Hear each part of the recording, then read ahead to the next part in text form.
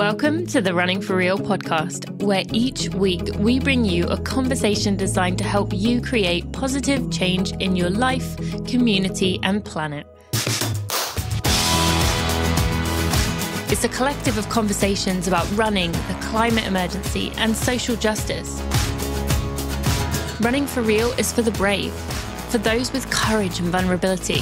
United by our love of running, we're driving momentum towards some of the really tough challenges we're facing as humanity.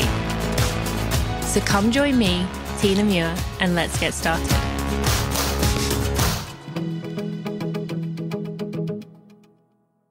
Hello, my friends. Welcome to episode 254 of the Running for Real podcast. Thank you for joining me today. If you are an avid fan of my guest today, welcome. I'm excited that you are going to be joining us, and I hope you will consider going to check out some of the previous episodes, particularly if you are someone who is working through amenorrhea like Emma and I are going to talk about today.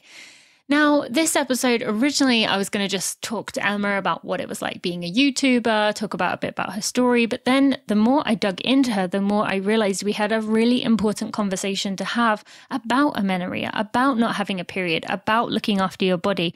And it's something that there are very few people who go through or experience what I went through and also what she went through. And so I really wanted to bring her on the show to be able to talk about this topic in detail. Now, I'm excited to have Emma Abrahamson on the show. She is someone that you may have seen on YouTube. She has a massive following on there and is almost like a cult-like following that she uses vlogs and just shares about her experiences, also interviews people. She has a lot of running friends who people love. And it's just a great feel-good thing that we can all have in our lives. Now, Emma and I mostly end up talking about amenorrhea. If you are a guy or if you have someone who this doesn't apply to, I think you will still be surprised that this can apply in some way, the lessons you can look at within your own life. And you also are likely to come across someone within your lifetime who is working through this, be it some young girl, a teenager, something. So be sure to listen to this. I grill her quite heavily. I'm not sure she was ready for this, but I did warn her ahead of time that we were going to go quite deep. And I think it was a good conversation for both of us. So I would love to hear your thoughts on this episode. And we are just going to take a moment to thank our sponsor, and we right to the episode with Emma. Thank you to Athletic Greens for sponsoring this episode of the Running for Real podcast. I've been talking to you for a while now about Athletic Greens and how it is a ritual within my life. I wake up and it is the number one thing I do in the morning, even if I cannot manage to get my meditation in or I cannot even manage to get my journal in. The Athletic Greens is the thing I do every single morning. It is that ultimate daily all-in-one nutritional supplement formula. It is 75, yes, count them, 75 vitamins, minerals, whole food source ingredients to help you fill those nutritional gaps in your diet. One scoop is going to give you the potent daily support for energy, gut health, immunity, and recovery. It is NSF certified for sport. They have this obsessive formulation trusted by pro athletes and health experts. And you, my friend, can get a 1 year free supply of vitamin D plus 5 free travel packs with your subscription. They have a 60-day money-back guarantee. It is going to help you with healthy aging, with immune system support, everyday gut health, sustained energy, improved recovery, brain and mental support. There is very little that Athletic Greens does not do, and I am just a ginormous fan of this product. I cannot say enough positive about it, and yeah, it's just a huge part of my day. So you can go to athleticgreens.com/Tina to get that special offer and check out what myself and many other Running for Real fans are really enjoying by going to athleticgreens.com/Tina. Emma, thank you so much for joining me today on the Running for Real podcast. I'm excited to have you here. I know, we're going to have a great conversation. Thank you for having me. Yeah, I think this is going to be fun. And I have to be honest, when I was first, I can't remember, someone suggested to me, like, you and Emma have got to talk. You're very similar in the way that you two, I'm assuming they were in a roundabout kind way, saying that we both go off in rambly directions and just scatterbrained and just to blah, blah, blah, blah, blah. But they said it in a nice way. And then I looked you up and I was like, oh yeah, definitely. This is my kind of person. But then once I started diving into your story, I realized just how similar us we have so much in common. And so that's what we're going to focus on today, being primarily the amenorrhea, the red S, female athlete triad, whatever you want to call it. We're going to have a conversation about that and maybe dive deeper into, body image, the culture that we live in and things like that. But I want to start by, so people who have heard of you going into this probably know you from either your YouTube channel or just the content creation that you put out into the internet, I suppose. So you went to University of Oregon, but then you ended up in this position now where it's not about your running as in I'm a professional athlete and here's how incredibly fast I am, but you went down a different direction where running is still your job or is your job, I would assume. But it's not maybe in the sense that you would have pictured in like your sophomore year in that way. So tell us about how you ended up there. How do you end up as a content creator coming from, an impressive collegiate team? Yeah, it's funny because I never saw myself as a professional runner. Like I never saw myself even being in the running world after college.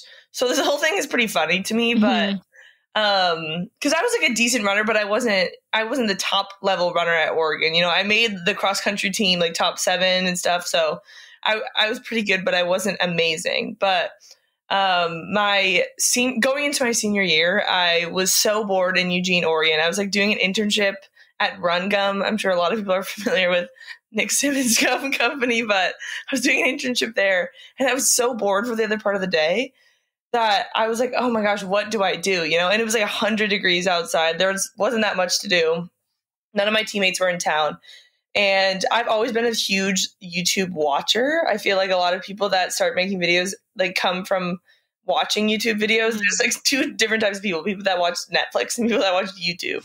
And I always watched YouTube. Like I followed all the drama and stuff. And the running YouTube scene was kind of starting to grow. Like there's a few people on there that I'd watched, every now and again. I'm like, I think I could do that.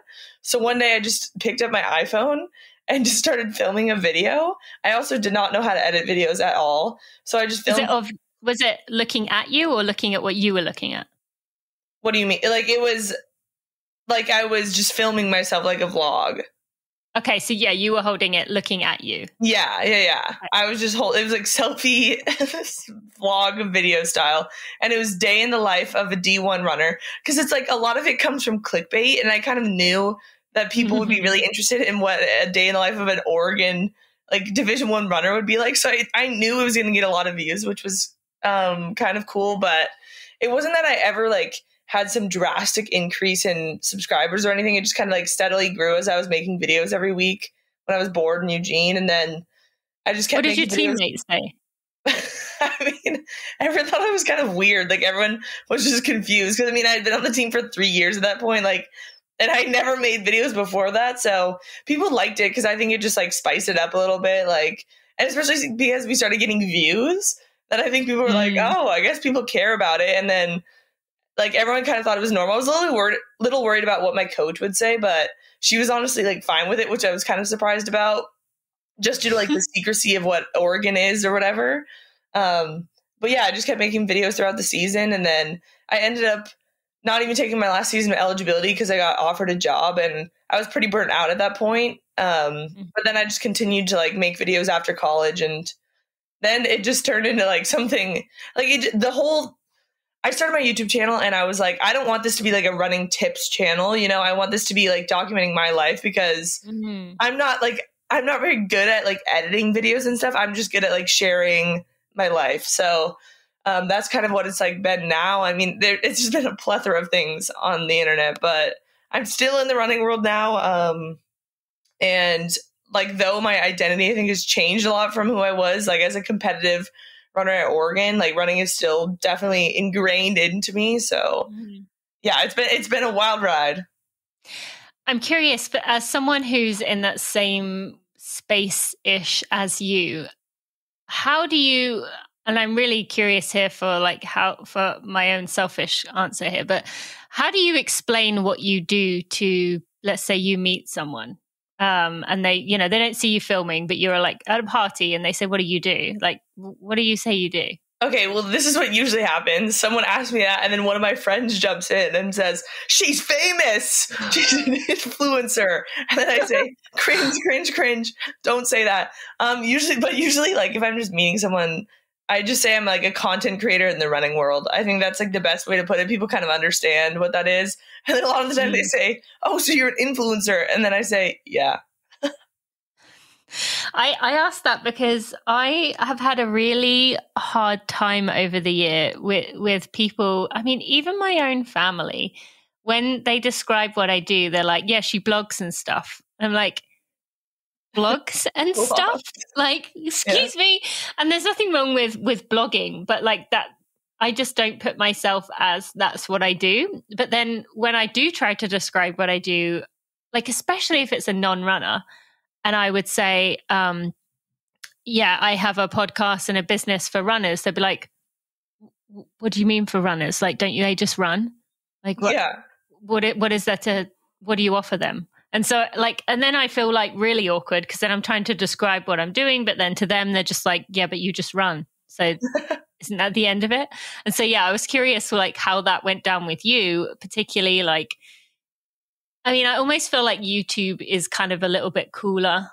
I was going to say, like, it's definitely more normalized now, like, especially in the younger generation. Like, I could just tell people that I make YouTube videos and they're like, oh, cool. But, like, even a couple of years ago, people were like, how is that your job? Like, how do you make money? And people are still confused as to how, like, people make money, but... Do you have, like, grandparents or someone who are just, like, their minds are blown, who, like, just can't understand what it is you do? Yeah, I think a lot of people are confused, but I think my parents do a good job of trying to explain it to them as well, so... I don't even know at this point. Yeah. It's so hard to explain. There's so many avenues. Yeah, it's so interesting. Okay, and a few more questions with that before we go in deeper. Like, you're obviously holding your arm up a lot of the time.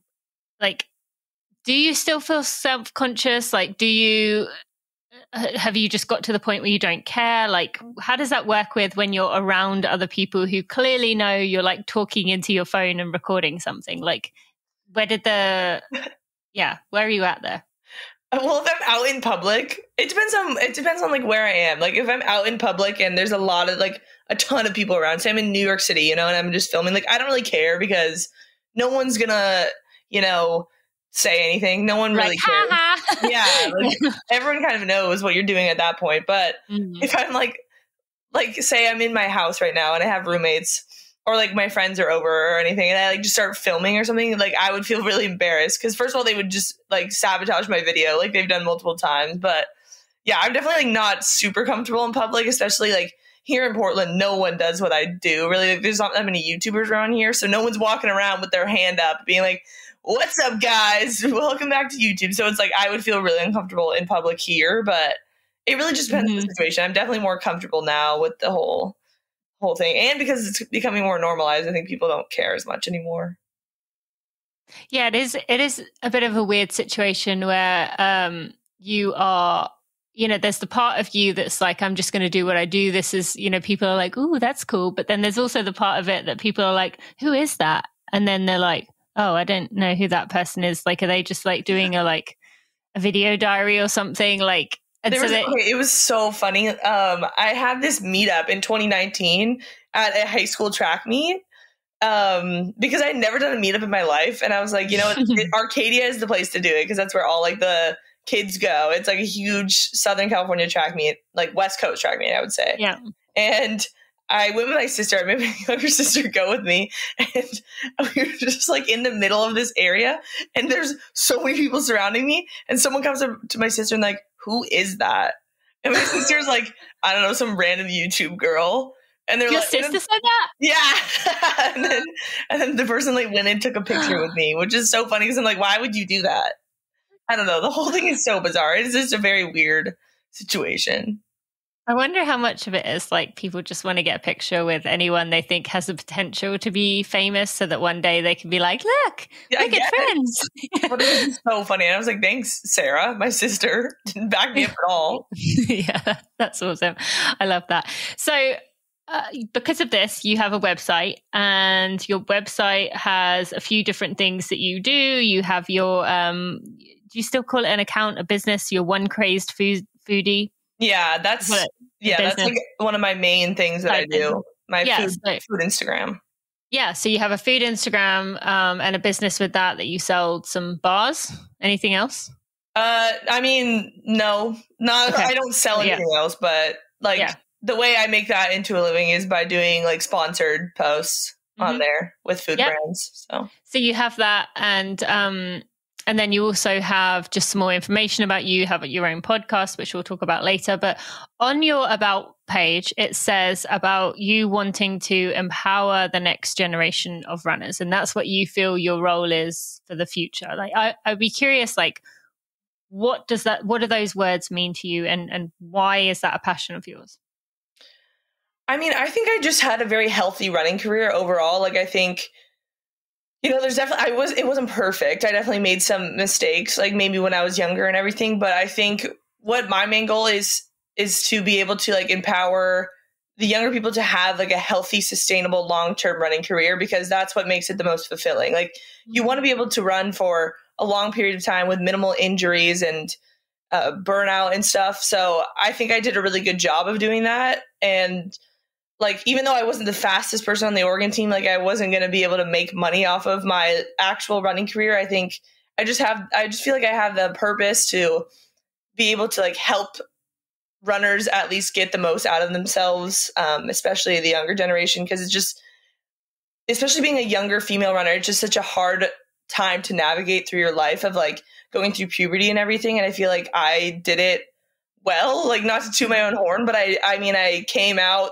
the other end going through like massive puberty. And I think since it's not talked about that much, I think it's just really important to me to, try to help girls go through that time period successfully and have a sustainable long-term running career. And that's what really brings me fulfillment, is seeing someone being able to do that and like inspire them to live healthier. Yeah. And did you have people as you were going through this who empowered you or inspired you, or mentors in your life that were, someone like your age, or someone, that was able to keep you on that healthy path?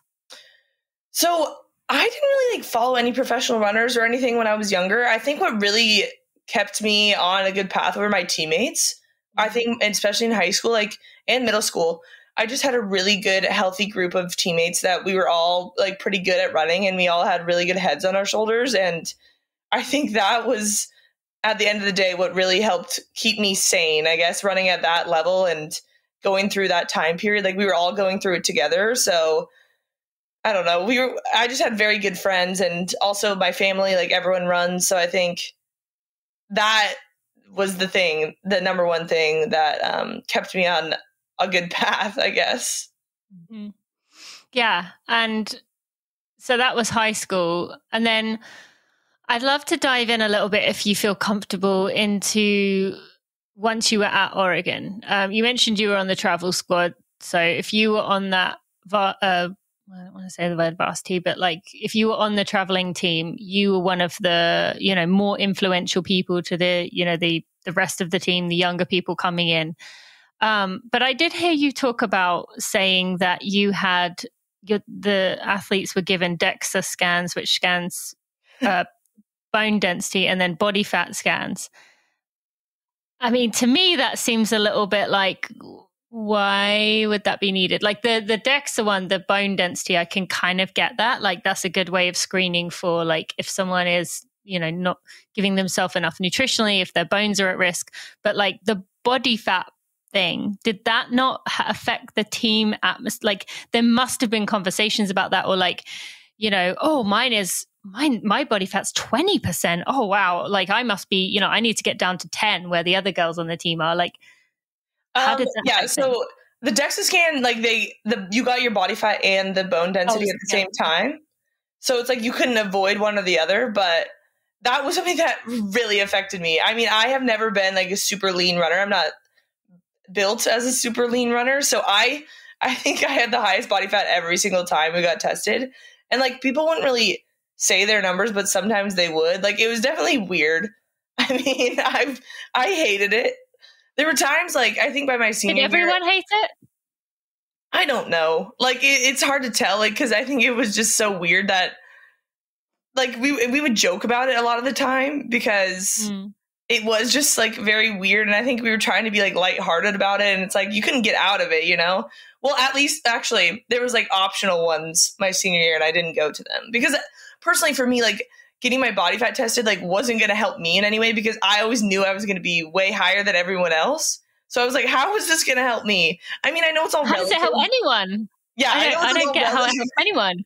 I don't know. And I know it's like all relative, but I don't know. It just like didn't really help me in any way. And like, as long as I knew my bone density was good, which it was every single time, like there wasn't really anything I needed to worry about. But also, I mean, I wasn't going to say no, you know? So I just went with the flow. I think it's just like a technology that they wanted to utilize. So do you think you would have said no now if your mental Emma could go back in that body? Would you?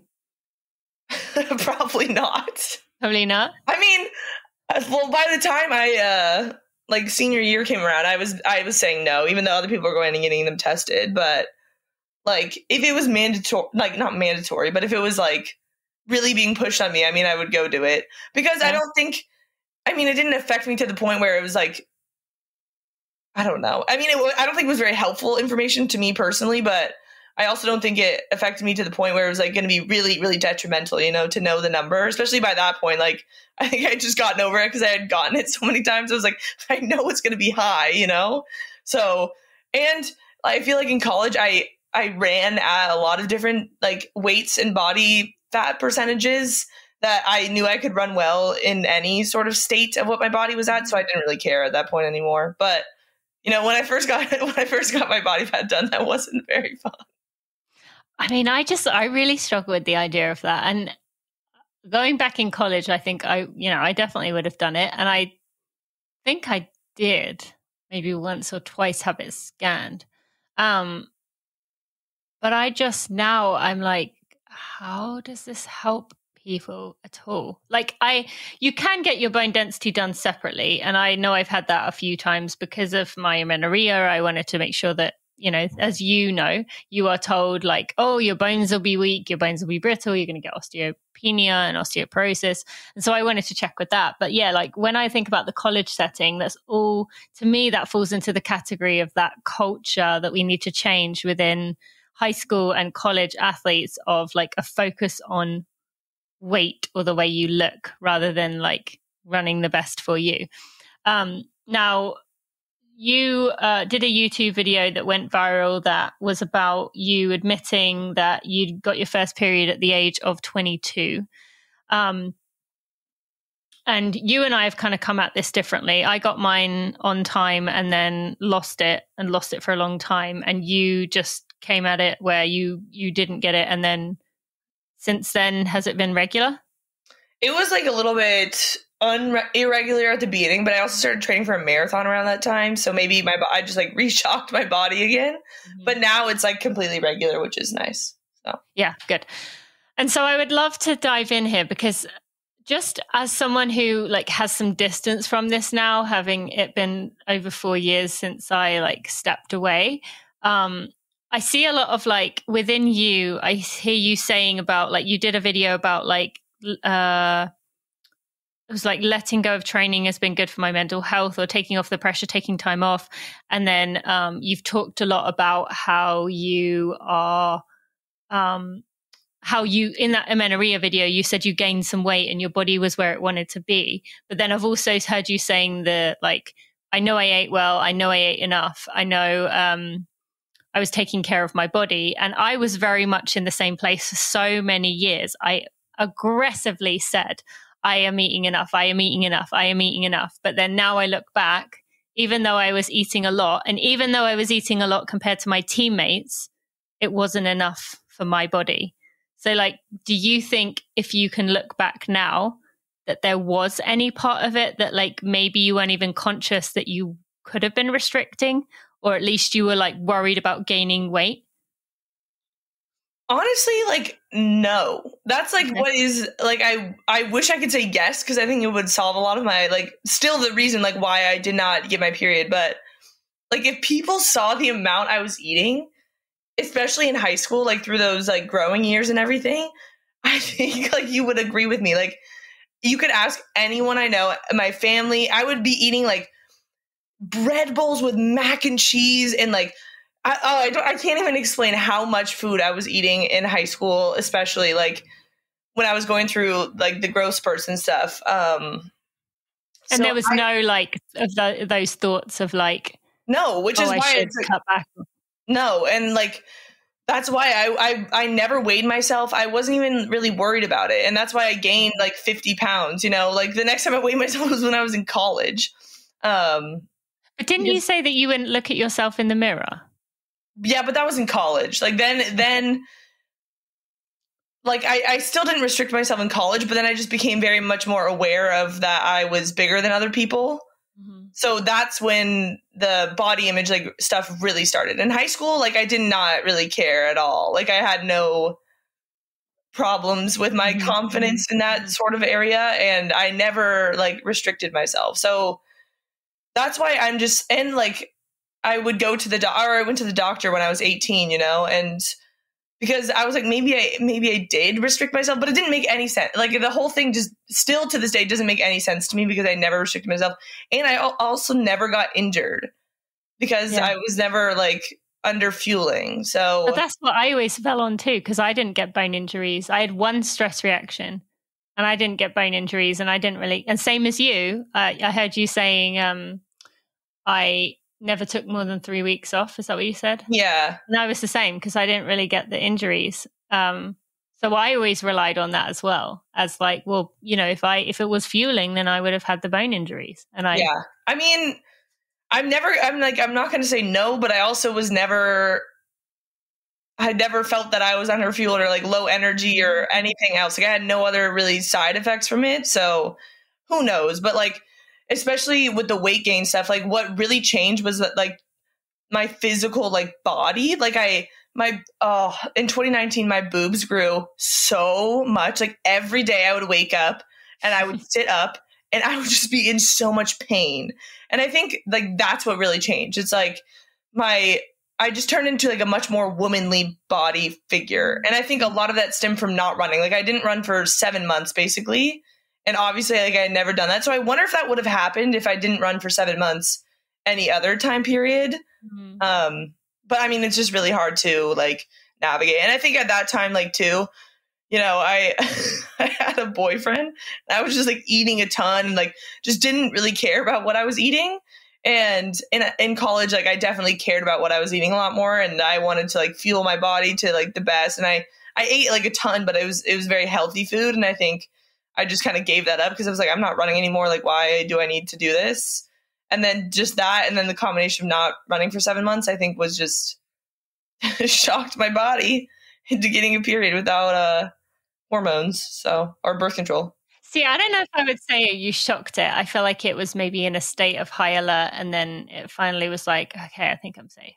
Yeah. I mean, that was probably what it was. I would assume. I think I just put so much stress on my body since I was like I said in the video, since I was like 11 until then, and just my body never had the chance to get a period, and which is what my gynecologist would always say too, especially like when I was about to when I was in junior in college, she definitely said that, and she wasn't worried at all. Which I was like, I'm 21, or maybe I was 20 at the time.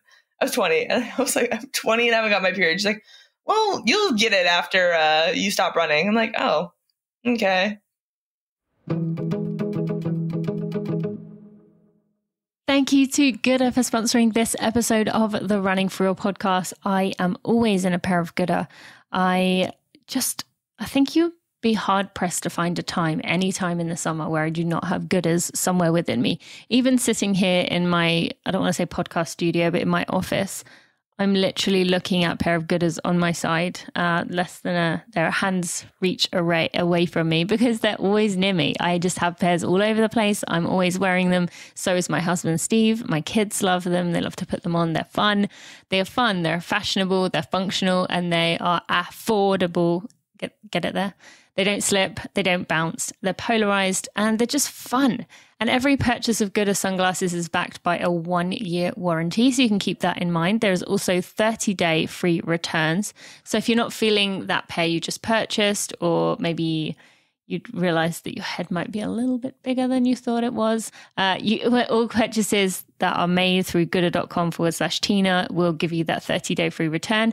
Goodr is also a 100% carbon neutral company. Now, if you've listened to the Running Realized episode where we talked about that with Bennett Grimes, I believe that was episode 5, you will know what that means and how important that is. And I love that these are sunglasses that give back. They are proud members of 1% for the Planet since 2018, as is Running for Real. And 1% of their annual gross salary goes directly to environmental nonprofits working towards making our world a better place. That's what 1% for the Planet is. It's amazing and I love it. You can get 15% off your entire order by going to goodr.com/Tina. That's 15% off your order by going to goodr.com/Tina. If you would like to support me and the show, treat yourself to 1, 2, 3 pairs of goodrs, head over to goodr.com/Tina. Get 15% off your entire order. Your face is going to thank you. You're going to see some of my favorite styles and you'll be able to check them out there. Thank you to goodr. Let's get back to the episode. I'm 21, or maybe I was 20 at the time. I was 20, and I was like, I'm 20 and I haven't got my period. She's like, well, you'll get it after you stop running. I'm like, oh, okay. So. Yep, I hear you. I've had many of those same visits, and it's pretty demoralizing as well. And I mean, I've talked about this a lot, but it's hard when people are like, when these professionals that you go to are like, well, the solution's simple. You just stop running. And you're like, yeah, well, it's not quite that simple. Like, I'm at college for this.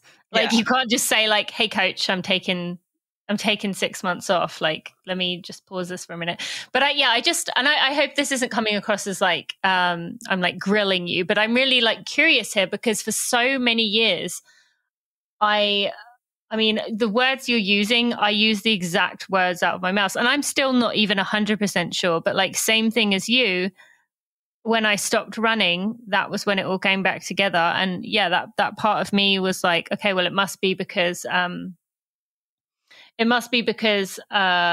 the training, just the intensity and as you said, not having that injury time to like reset. But then I don't know. I mean, I still am not really sure about, and I'm sure you get a ton of people reaching out to you as well about, what should I do if you're 14, 15, 16, 17 years old and you haven't had a period or you've lost your period? Like, do you have to stop running? Like, do you tell a high schooler that that's what they need to do? Like, I'd love to discuss this with you a little bit, see if we can try and figure something out, because obviously there's not going to be a one size fits all.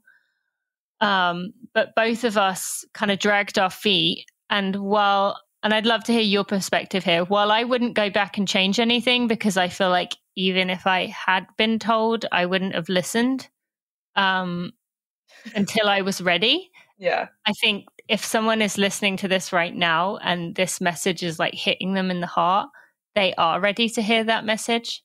And I wouldn't encourage anyone to do what I did and just keep on going, but I would encourage someone to deal with it sooner so that then they could have the rest of their running career to be, as you've said earlier, the goal being long lasting rather than burning out. And if your body isn't in a place where it feels safe, you are really risking that burning out. And maybe you and I were somehow able to skim past it without it derailing us. But for a lot of people, I don't think they can get away with not having a period and staying healthy. I'd love to hear some thoughts from you.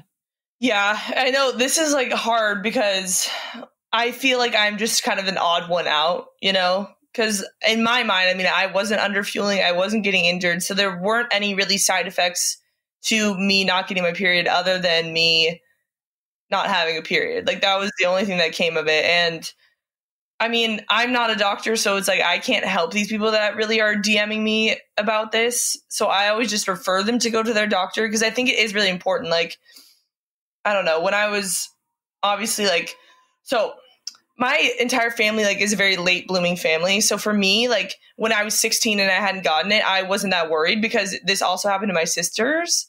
And I don't like my mom got it late too. So I wasn't super worried about it then. But like when I was 18, you know, and I was in college, my college coaches were like, how about you go and get that checked out, you know? And that's when I kind of started realizing that I should probably like start at least looking into it and stuff. Yeah. I don't know. It's just so hard to tell someone to stop running because like you said, like that's not what I did. But I think the best way that I like went about it was by going to doctors repeatedly and just like checking up on it and making sure I was okay. Because I know a lot of people aren't okay, you know, they're going to suffer the consequences of it. I honestly don't know. Like, I don't know what the right solution is. And I just, it's so hard for me to give advice on this topic because I didn't stop running, you know, when I was 16, I didn't have my period. I kept going until I was 21. And then that's when I started focusing on it because I didn't have any of the negative side effects. Mm-hmm. So it's like, am I a hypocrite, you know, for telling people to... And that's why I want us to talk about it, though, because I think it's good for people to hear that we both kept going. You at 21, but maybe a more extreme need for it because you hadn't had any. So like you needed to, you know that your body was functioning. And that I'm sure you can attest to this, that it does weigh on you. Like, I feel like as the years went by, as much as you can push it out and say, well, maybe next month, like as the years go by, you are very aware that like my body is not functioning. I'm sure you're the same thing. Like I've often talked about, like when people would be talking about their period symptoms, I'd be like, I'm going to go get a drink because like I didn't have anything to say. And so that's why I want us to talk about this, because I just feel like, well, yeah, we're not medical professionals. We don't have the answers. You said about going to your doctor. But both of us, and I'm sure many people, when they go to their doctor, they're not getting the answers either, you know, or they may come up with what you and I had, which is, I don't see any problems here. Like everything, like I remember my DHEAS, is that the right one? One of the hormones, which is your sex hormones, numbers was low, but that was the only thing that ever came up as low for me. And so I just want to give people a place where they can feel like they are not alone and not broken, that like there's two people here on the other side of this and they're happier and healthier. And I would love to hear from you in a minute. Like so since doing that, going through that step, I have had 2 children. So obviously my period was good enough to let that happen. But then after that, after my first daughter, I got back and trained up to 70 miles a week to train for Boston, kept my period that whole time. And then I got my period back after 6 months postpartum with my second daughter. And I would say body weight wise, for me, when I was training for Boston, I would guess I was probably, I don't want to focus too much on numbers here, but I was probably 5 to 10 pounds heavier than I was at my lightest. That's it. Not much. And I just feel like sometimes we're like right on the edge, and that little bit of rest combined with a little bit more calories is enough to make your body feel safe so that you can go back into training. And while 70 miles a week wasn't the 90 I was running before, I feel like that's the fear for a lot of people, is that like if they do this step that you and I both did, like that's the end of it. There's no going back there. So I wanted to like give people some reassurance that, or some understanding that if you take the step to get your health back, it doesn't mean you're done. Do you have thoughts on that? I mean, the thing with me is like I haven't really trained competitively. Like I haven't been training at that level to the point of like I can confidently say that it hasn't affected it, because I mean, I started training for a marathon right after I got it, and then it just started becoming irregular but that was right after I got it. So, I mean, it's hard to say, like, and since I hadn't had it for 22 years, I was expecting it to be regular. But since then, I feel like I haven't had, like, a year-long period of where I'm training, you know, I'm running, like, 70 miles a week. I definitely was training a lot last year for, like, 6 months of the pandemic, and I was doing a lot of volume, like swimming, biking, and running. And I had it regularly that whole time, which was, I was kind of shocked about, just due to like, I don't know, my marathon like stuff where it was pretty irregular. But I don't know. I think that's my goal for the future is like, I want to get back into competitive running, and I want to do it in a healthy way and like keep my period the whole time. And I think that's going to be a goal I have, because it's like now, I mean, that I got it, I don't want to lose it again, because I think that is like a sign of unhealthy training, especially now that I do have it. Like, I don't know. When I do get back into like competitive running, that is my main goal. And I know it's possible. It's just, I'm going to need to find whatever that, I mean, I don't want to ride the line, but I do need to find like where that line is, I guess, or maybe I just will find it naturally. So we'll see what happens. But obviously I know it's possible because like everyone else does it. So I think it's just, I need to find it, you know? Okay. So a few more things I want to ask about this and then we can switch. But one being, let's just talk about the way that you're left feeling for someone listening to this who is feeling that way. Like, I've often talked about the fact that it's really hard when you're around maybe teammates or around other people who you see engaging in unhealthy behaviors, who maybe are, you know, really restricting, cutting back on things, or training incredibly hard, and yet they still get their period and you don't. And you're like, how is this fair? And like, for so many years, I was so frustrated with like, why is my body so sensitive when someone over there is like barely eating and yet they have their period? So they're like, well, I'm fine. And it leaves you feeling like your body is broken. I actually now believe that that's actually a strength, because you've got our sensor of like what's too much is so sensitive. And so, as you said, you can go forward knowing that you have this real time, like body check to know whether your body is happy.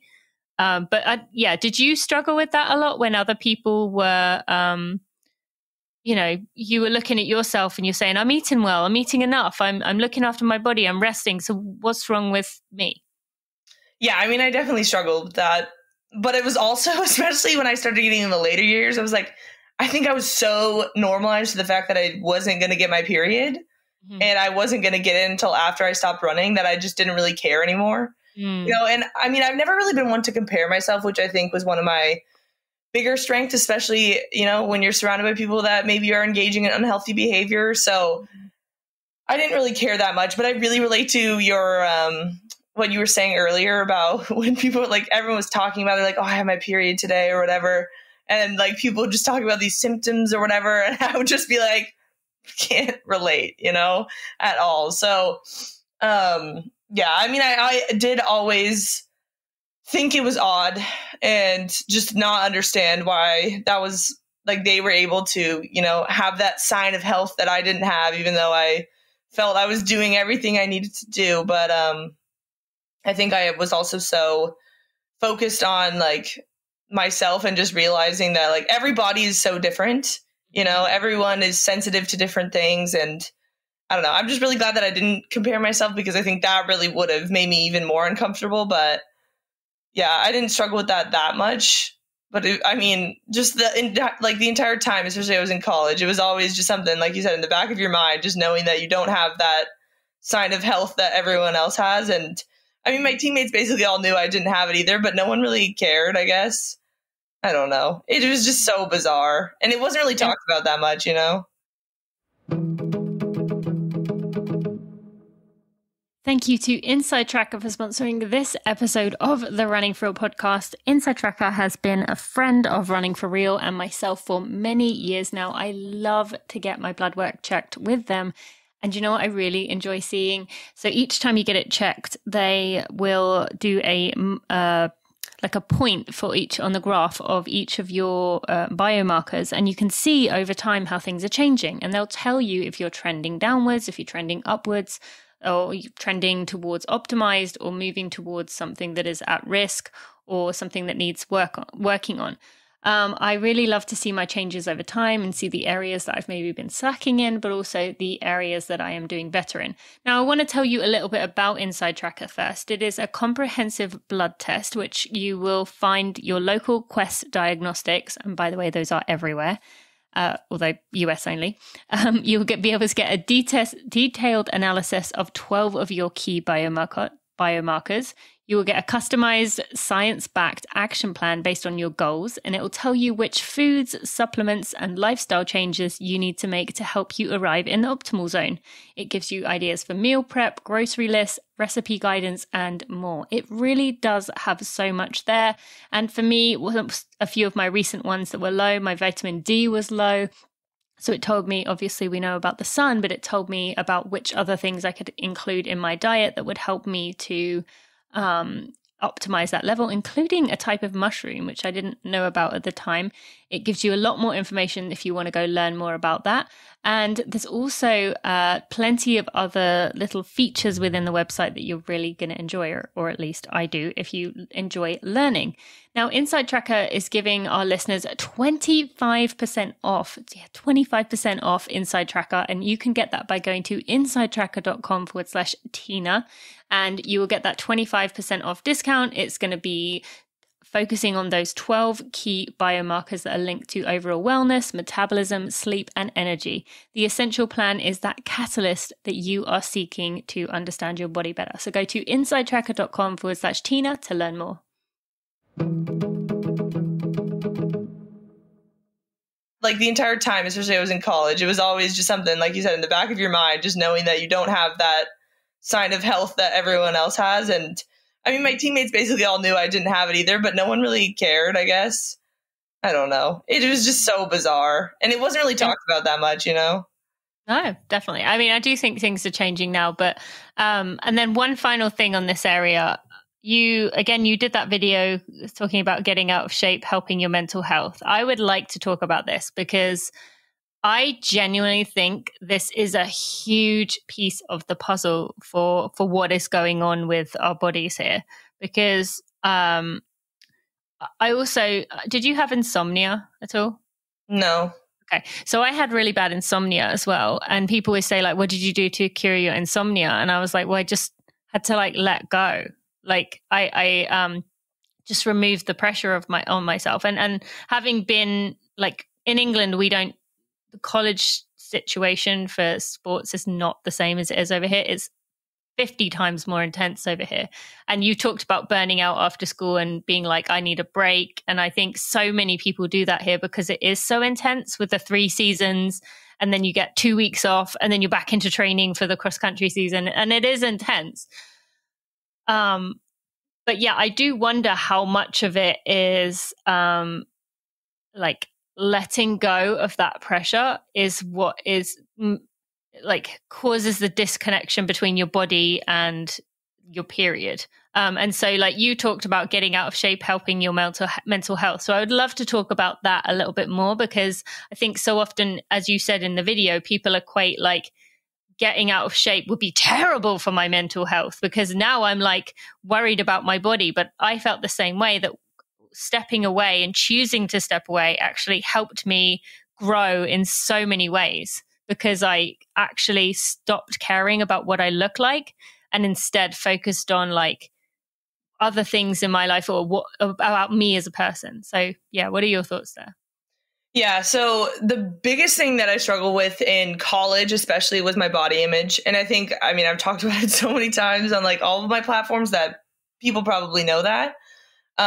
So a lot of the time in college, like I was just worried about, I don't know, because I was just bigger than everyone else. So like I said, I don't really compare myself to that many like people, but I guess just it kind of just gets ingrained into you when you're just around people like that. And, you know, you're doing these body fat tests. Like I said, in high school, I was never worried about this sort of stuff. But in college is like when it really became, you know, on the forefront, like maybe people were talking about it more. And it was just a topic that people focused on, like body weight, especially. And I was just like, I've never paid attention to this. Like, why do I need to worry about it? And just the fact that, you know, my body weight was a lot higher than other people's really stressed me out. So I think that really took a toll on my mental health in college, like just always thinking about that. And just being really, I guess, embarrassed and like ashamed that I was like a bigger runner, and especially like distance runner, like cross country runner.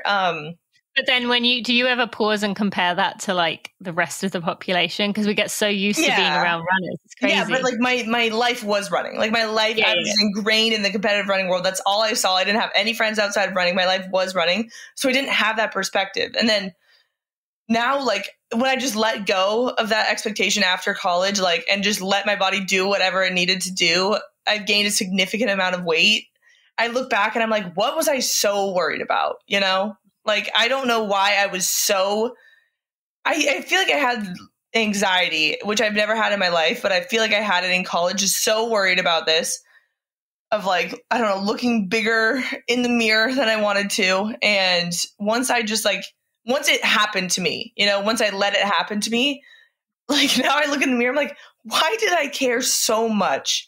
You know, why was I so worried about this every single day? Like, oh, I don't even like, it's just so crazy to think about my college self and just what my headspace was in compared to now, because at this point now, like I wouldn't say I'm super fit runner right now. You know, I haven't been running as much as I would like to, but I feel like I love myself a lot more outside of running now, which I feel like I wish I had that balance in college, because I think I would have been such a better runner. Do you think it's possible in college? I don't know. Like, because I had such a good head on my shoulders going into college. Like, I was so confident. I had none of these problems. So if it could happen to me, I feel like it can happen to anyone, just because I feel like I was that confident in myself and the way I looked in high school. So I genuinely don't know. But now it's like at the point where even I like love myself outside of running and outside of the way of my physical appearance, you know, that I feel like I can transition back into competitive running eventually with a much better mindset going into it. And like, that's what I plan on doing. I mean, I'm only 24 and I feel like I still have something in me, you know, when it comes to running. I never want to say never. Like, even though I retired or whatever, I feel like I'm still young, you know, I still can do whatever. I feel like I just needed that time away to focus on my mental health and like really help my body image struggles, and love myself regardless of like what phase I'm at, what I look like in my running uniform, that it's like I'm going to have such a healthier approach back into running when I like decide to train for a specific event, if that makes sense to people. Yeah, absolutely. I know you like to just, you know, lean on your own experiences, and I want you to do that. But would you be comfortable for someone? So you're saying for me, I felt this, my body image. I am pretty confident that most people aged, you know, 16 to 21 are feeling that same way. And as we said, like, is it possible? I mean, things are changing in college slowly. There's more female coaches. There's more like understanding around like, it's not about looking fit. It's about like being fit in terms of like cardiovascular fitness and muscle fitness, not like the way you look.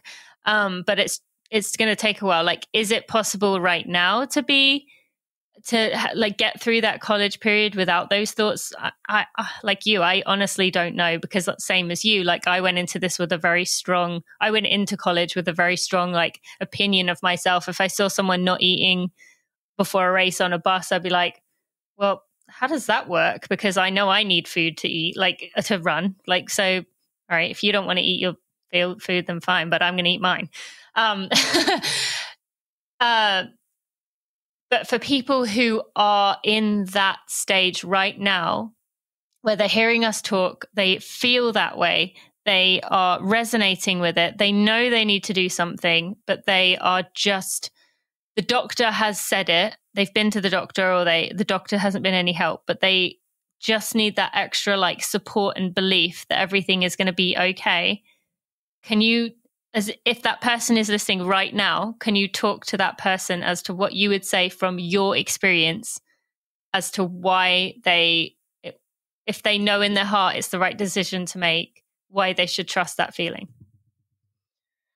I mean, so I left college early. I didn't take my last season of eligibility, and people thought I was bonkers, you know, for not, I was physically, I mean, I wasn't injured. Like, I didn't have anything wrong with me, but mentally I was a wreck.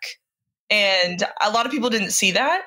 And it was such a hard decision to like to like be in just a mental headspace where you just know it's not right for you anymore. And, something is wrong, whether that be physically or mentally, like having to make a decision like that to give up the rest of your running career, or at least put it on pause for a little bit. But if you know deep down it is the right decision for you, like you won't regret it. Maybe in the moment it's like such a hard decision to make, and everyone around you like thinks that you're, crazy for even thinking about stepping away. Like it is 100% worth it, because now, I wouldn't change anything I did. Like I would not have stayed, the extra semester, because I just knew it wasn't healthy for me. And like, I look back now and I'm like, because I am in such a better headspace now, I look back now and I'm like, oh, I wish I just could have like stayed, that extra season. But at the time, like you just know that you're not healthy all there. And I think it's just so important to focus on your health at the time, because down the road you will thank yourself. And running is a lifelong sport. You can always get back into it. And though it may seem so big in the moment, like whether you're in high school or college, you have your entire life ahead of you. And there's so many opportunities for you. You can be a runner until you're 100 years old if you wanted to. So there's just always opportunities around the corner, and your health really should be at the forefront, whether that be your mental health or your physical health, because it really comes down to longevity and like what you want to do in the future. So I know it just seems like such a big deal at the time, because I went through this exact same thing, but you will get through it. And I think just leaning on your support system, whether that be your friends, your teammates, your family, I think it's just really important to, try to help them understand. And if they don't, just sticking through it, and you'll know that you'll be better for it, yes, on the other side. So yes, I think that's such good advice. I wouldn't really add much other than just, it seems like such a monumental decision. But you will get through this. And I'm sure you're the same, every single person who reached out to me and said they're scared to do this, who has gone, you don't have to say all in, but has committed to it and followed through with it, has come out the other side and been like, I love myself more than I ever did. I feel confident in who I am as a human being, not as what I look like. I feel, even though my body is bigger or different, I just feel so much more confident in my body. And it's hard to wrap your brain around that, isn't it? Like, because you think like, well, no, because I'd be my most confident at my leanest, right? But then absolutely I feel that same way. Like I look back on my photos of myself in that peak time, and I just feel like a bit sad for myself, because I'm like, look at me. And yet all I could think about was I needed to be thinner.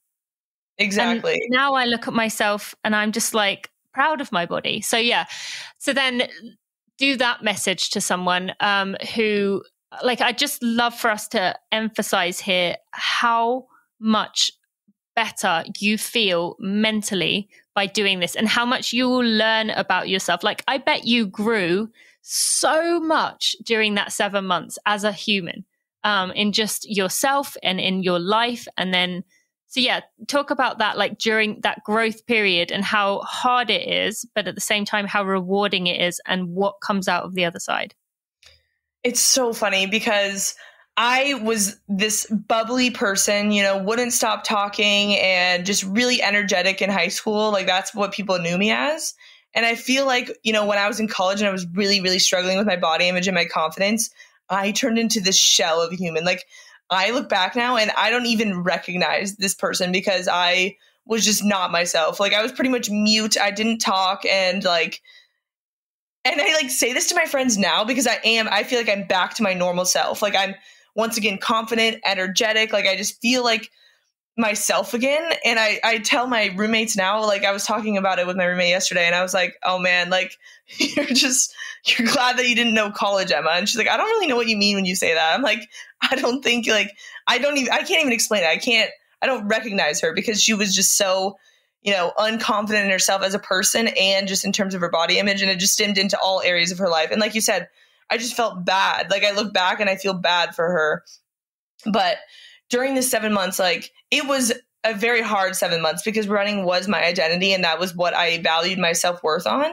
But I think just, challenging myself in a new way, and like, buying new clothes and just getting out of my comfort zone. And I was doing like more, strength-based exercise, which was also something I'm not very good at. And so I think I just challenged myself in a lot of different ways at the time. And like, though it was really hard to see my body changing, when the 7 months was up and I got my period for the first time, like I just felt so much better. And again, I like realized that no one else really cared about what my body looked like, and no one else really cared about notice, right? Yeah. Like, so it didn't matter. Like at the end of the day, I just realized it didn't matter.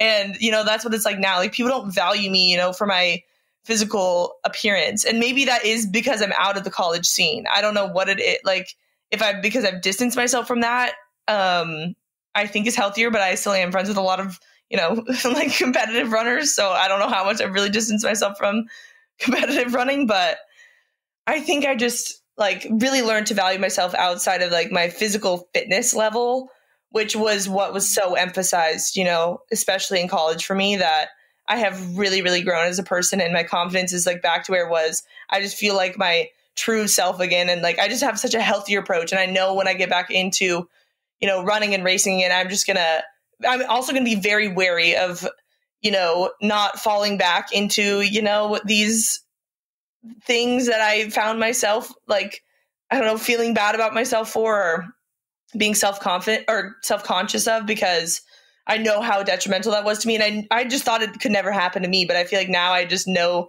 the signs and like how different I was back then. So I'm just going to be very cautious to not like go to that, I guess, extreme level, and have a little bit more balance in my life, whether that be like social life, which I didn't have in college, which I think that really hindered me. But yeah, just like learning about balance, I think is really important. And I couldn't have done that without taking a step away from the sport and like really just distancing myself from the competitive running scene. And I think it was just really healthy for me, because there is so much more to life than competitive running, even though it will forever be ingrained into me. I think it's just healthy to realize that there's like value outside of your physical fitness level and how fast you can run and what you look like in a uniform, Yeah, definitely. I think this could also apply to people if you're listening and thinking, well, I'm not a competitive athlete. I'm not even fast. It really doesn't matter, like the level. I mean, the thoughts are probably a lot the same. Like, yes, in a college setting, it's way more like a magnifying glass on you, but that doesn't mean you can't have that feelings. And that doesn't mean that the message that Emma is giving here doesn't apply. And even more so, if you are someone who maybe doesn't have this particular issue of amenorrhea, but you have a hard time taking a few weeks off, or you obsess about getting your runs in, like this can apply to you to step back and help your mental health and discover who you are as well. I think so many of us don't take that time to do that, but both you and I did it, and it just feels so good, and it was so worth doing, just to be confident in who you are and what you have to offer. And you mentioned about having these friends, and you've got, friends that probably people listening would like die to even meet, let alone be friends with them. But like, they haven't changed the way that they view you. And these are people who do every little step to get themselves to the very top of their game. Yet they don't say to you, well, you're not committed anymore, or you don't look like us anymore. So just talk about that for a minute. Yeah, that is interesting, because a lot of my teammates went on to like run professionally or just like continue running after college. And, they see me now. Obviously maybe it's not obvious. I don't know, but I don't look the way I did a couple years ago. And literally my friendships haven't changed at all. I think people realize, like, I don't know, people probably really focus on themselves. So probably don't care that much, which is good. But like I was in New York like 2 weeks ago, and I went to like Brooklyn Track Club practice, which is just like a running club out there. And I saw my teammate I hadn't seen in 4 years.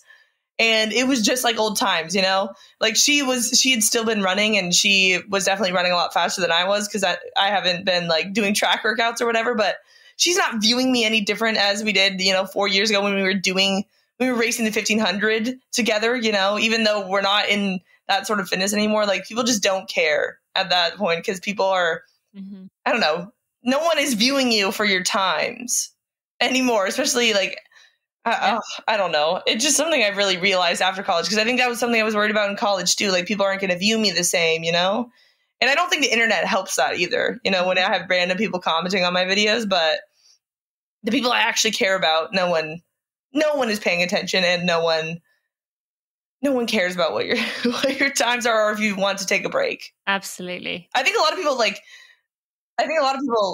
find it a positive for you being able to step away and like realizing that it's not good for your mental health at the time, or you're trying to work on your physical health. I think people commend you for that, if anything. I know my friends have, so.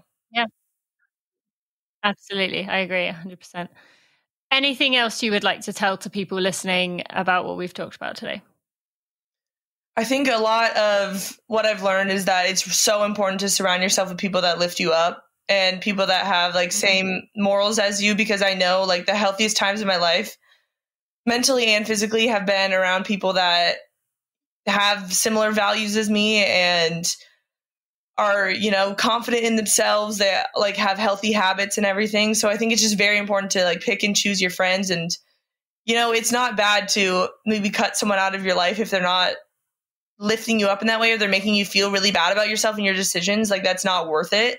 So I just recommend people to be very wary of like who they're surrounding themselves with, and pick the people that lift you up, because that's what really is going to keep you in that healthy mindset and encourage you to, you know, better yourself and like keep living a healthy lifestyle. And also in terms of like longevity, I think it's just so important to, you know, find those teammates or just people in general in life that lift you up, because I just know and I realize like how important that is to me now and how important it's been to me in the past. So I would say that is my number one piece of advice.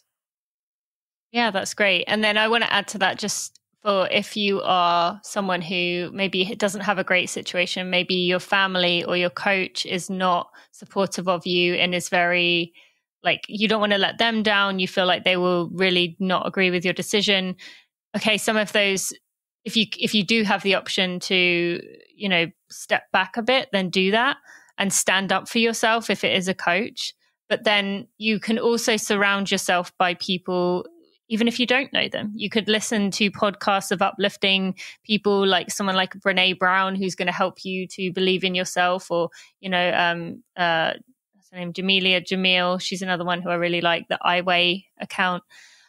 Surround yourself by those people. So even if you aren't getting it physically with people you're interacting with, you can get that positivity from a source outside of your surroundings until you can find those people.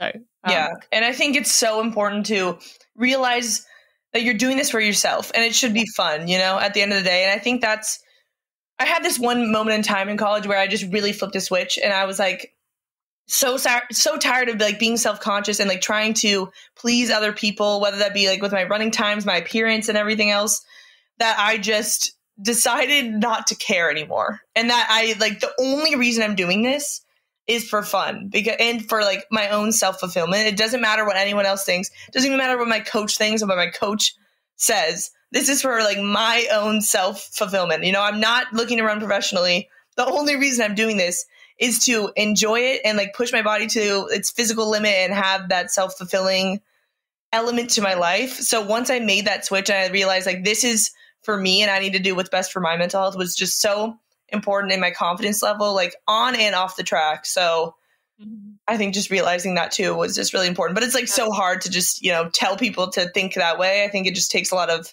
self-reflection and like I don't know, reading books, listening to podcasts, and just coming to that realization is possible. It just takes time and work. Yes. Agreed. All right, Emma, where can people go find you? Tell them about One Crazed Foodie. Tell them about your podcast. Where else can they go? Yeah, so I have a YouTube channel, and if you want to watch my amenorrhea video, it's from 2019, February of 2019. I'll put a link in the show notes for that. Yeah.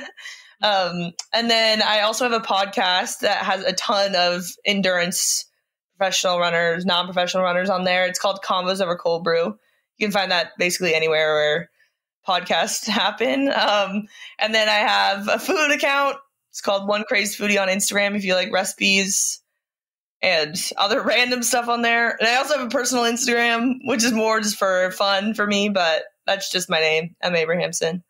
And then I have food bars if you want some protein bars. I have a food brand called Crazed Foods, and we sell bars, peanut butter coffee bars. They have caffeine in them. and protein powder. So that's everything.